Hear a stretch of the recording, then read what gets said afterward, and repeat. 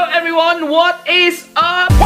First and foremost, I would like to thank everyone who watched my recent video, a video that compares NHS salary and private salary for nurses. And I received loads and loads of comments from you guys, and there have been a lot of questions who seem like alike from one to the other. So I decided to make a video that would answer or sum up everything that I have discussed, and of course include my journey, why and how I ended up in a private hospital from the NHS. So stay tuned as I tell you about the story of my NHS to private journey.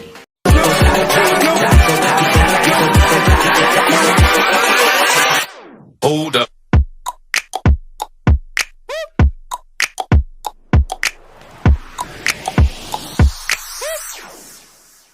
Okay, so ganito yung nangyari, guys. So just bear with me because I will have to summarize, or I will have to tell you a bit of the timeline how I ended up deciding to transfer to the private hospital. November 2015, I came here in the UK. Fast track to January, I got my PIN because I already passed my OSCE.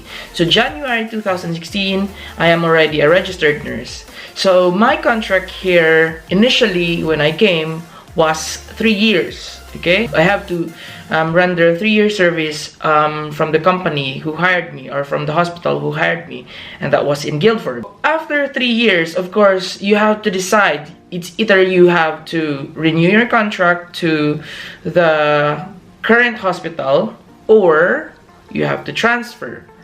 Because if not, and you'll just have to wait, it's either you go home to the Philippines or you back to square one. Will you have to apply from the Philippines to another employer. So that's really a hassle. So we don't want to do that. So nagkaroon ako ng dalawang dilemma. First dilemma was our house will expire by March 2018.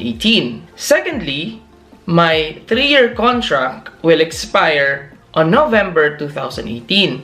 So that is a dilemma because number one, if mag-expire yung bahay nyo, you have to renew it, or either you have to continue renting that place and pay the same amount of rent, or you have to find a cheaper house and pay the down payment and etc. So that is expenses.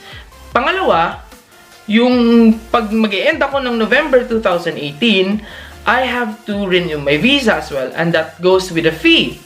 It's not just fee, but also you have to pay for the international health surcharge and the rest of the fees. And that is no joke, guys, because that is not just 1,000 pounds kakailanganin. I remember I have to have almost 3,000 pounds, I think, just for my visa application plus sa paglipat ng bahay. So, hindi madali. You have to calculate every actions that you will take in order for you to make it timely and to make everything timely para sa paglipat mo ng bahay at ng visa. So eventually I decided maybe it's better that I would transfer hospital, since even if I will renew my contract on the same hospital, I will still have to pay for the visa. At the same time, I will still have to pay for the IHS. So if I transfer to another hospital, it is the same story. So I decided, okay, so since it's all the same, gagastos din naman ako at lahat, why don't I venture to something new, since I already almost finishing 3 years visa in the NHS? Why can't I transfer to London? Because my previous trust was located not in London, but just a countryside near London. So like 30 to 45 minutes away from London. So I decided, since I'm here already working in England, I will have to try living in London. Now, apparently, I had a friend who told me, "Friend, why don't you apply on our hospital?" And he was working in a private hospital. Sabi niya, eto yung mga benefits, blah blah, this is the entry-level salary. And it was like, whoa, the salary was way higher compared to my salary back in NHS. And then, isa pa, when I discovered that these private hospitals, I'm not saying that every private hospital do this, but the private hospital that I applied for is gonna sponsor a visa, this is really a good shot because I don't have to pay for my visa kasi they will pay for the visa. Malaking kaltas na ang mangyayari kapag yung ospital na paglilipatan mo or magre-renew ka, sila yung magbabayad ng visa mo because the visa, like the normal processing of the visa that time was I think 400 to 600 pounds, and 400 to 600 pounds is no joke. So that's still a lot of money. So I say yes, I made my mind. I will go to the private hospital because usually NHS, after the 3 years contract, you will have to pay for your own visa na because when we came here, they paid for the visa initially, but we reimbursed it, or we paid it monthly, deducted from our salary for 3 years. Unlike when I knew that this private hospital that I'm looking for was gonna pay for my visa, and then without reimbursement,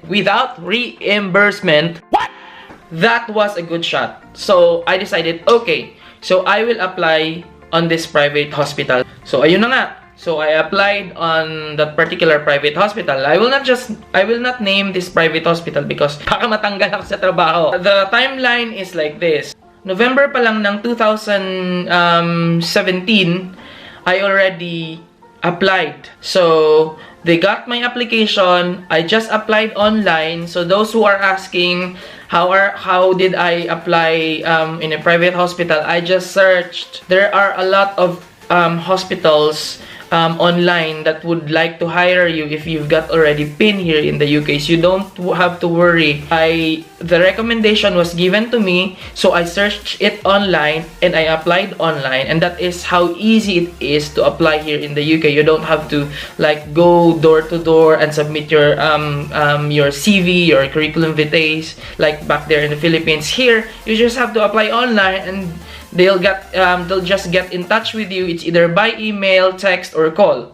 So in my case, I applied online, and then there was an email that I was shortlisted for an initial interview. So I got the initial interview. I passed the initial interview. It was just phone interview.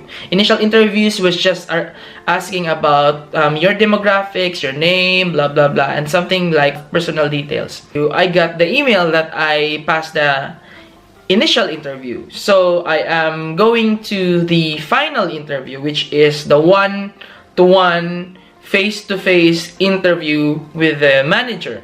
So they set me a schedule with a date, and I went to the interview and I luckily made it and I got hired. Okay, so kung sinusundan niyo yung timeline, November 2017, I am already hired in a private hospital, but my visa will expire November 2018. In short, I will still have 1 year to go to complete my visa, but of course, when you get hired, there are still a lot of processes, waiting time, and etc. So it's not just like when you're hired, okay, you will resign immediately. No, you will have to wait for a period of time. So I got hired November 2017, but I am still working on a legitimate visa from my previous hospital. So I'm still valid with my old visa, and I'm just waiting for the new visa sponsorship from the new hospital, from the private hospital. So I did not resign yet when I got hired. I did not resign yet. I didn't even announce it until my visa will get to be approved. November, I was hired. There was a holiday on December. So by the month of January 2018, there was a waiting time period for my certificate of sponsorship. Yes, for a visa to be valid, you will have to have another sponsorship. So you'll have to have certificate of sponsorship from your new employer. So that's what I did. The whole month of January, I was waiting for the certificate of sponsorship to be released from the employer. Now, come February 2018, I got my certificate of sponsorship. So the ball is already rolling. So by February 2018, they told me to process my laboratories, do the x-ray, submit some particular documents, another waiting time, and then do this, do that, and waiting time, do this, do that, and waiting time. So it's still a period of accomplishing tasks and at the same time waiting while you are still working on your previous visa on your previous employer. So if you are still with me, I am still working on my previous trust, but I am currently processing everything to make my application running smoothly. So here's the more exciting part. At the end of February 2018, they told me, okay, so visa application is good to go. Submit your passport. This is the most exciting part. So that was the only point that I am waiting before I will submit my resignation letter. So when I submitted my passport for visa processing, that's the time I also submitted my resignation letter to my previous employer. Because remember, when you submit your resignation letter, you will have to serve particular number of days before you can get to your last day of work or your resignation date. So in my case, I will have to serve for 30 days. So if you come to think of it, visa application usually lasts 4 to 6 weeks, and my resignation date and service should also last for 30 days before I get to resign. So it's just timely. So when I submitted the first day I submitted my passport, that was also the date I submitted my resignation letter. So sabay silang tumatakbo, yung resignation date ko plus yung visa application. So you have to be very wise in calculating all your actions, because we have to be precise so that walang hassle na mangyayari at hindi masyado ganun ka-problematic ang processing ng visa. So April 5, dumating na yung visa ko. So my last day of resignation was April 12. So in short, a week before akong nag-resign, meron akong valid visa. Why am I emphasizing that clearly? Because in order for you to stay here in the UK, you have to have a visa. We're not yet citizens. We're not yet British passport holders. So we need to have a visa in order for us to stay. Or else you will be like an illegal immigrant. Guys, also remember that when you submit your resignation letters, your company will also notify the home office that this particular employee will resign on this particular date. And by the way, if a new visa comes, your old visa is already nullified. So dissolve na. Wala tayong sinasabi gaya ng sinasabi natin na sa Pilipinas na your contract. Okay? Kapag dumating na yung visa mo, yun lang, isang visa lang ang i-recognize ng home office, and that is your existing visa. If your new existing visa comes, your old and your former visa is dissolved already or nullified. And correct me if I'm wrong, comment down below if you have corrections, but that's the immigration officer explained to me. Going back to the story, April 12 onwards, wala na akong trabaho. The first day that I will report to my new job will be May 1. So from April 12 to May 1, yung gap na yon, I don't have any work. The policy of the home office, you have, I think, 30 days, if I'm not mistaken. Correct me if I'm wrong. Just put the comments there. You are allowed to have 30 days employment gap while you are still waiting for your new starting date. Alright, so that was my story of how I ended up to the private hospital. Ang haba-haba ng story. I hope, guys, you've learned something. Please do subscribe on my video. I've given you a lot of information, and I've seen on the analytics that most of you guys are watching the video without subscribing. Please do subscribe so that I can give you more videos and at the same time update you with all the journeys I have while I am here in the UK working as a nurse. And of course, I would like to thank everyone who responded very well. Your response are so overwhelming, and thank you for all the new subscribers. Thank you very much. Maraming salamat. Thank you. Shout out sa lahat ng mga kaibigan kong sumuport ng ating videos, and they've been sharing it, and at the same time sa lahat ng mga nag-share and of course nag-comment. Anyway, thank you for watching this video. If you liked it, press the thumbs up button and then press the bell so that you can be notified when I upload more videos. And of course, good vibes lagi. Do not give up. Kaya see you on our next adventures. Bye!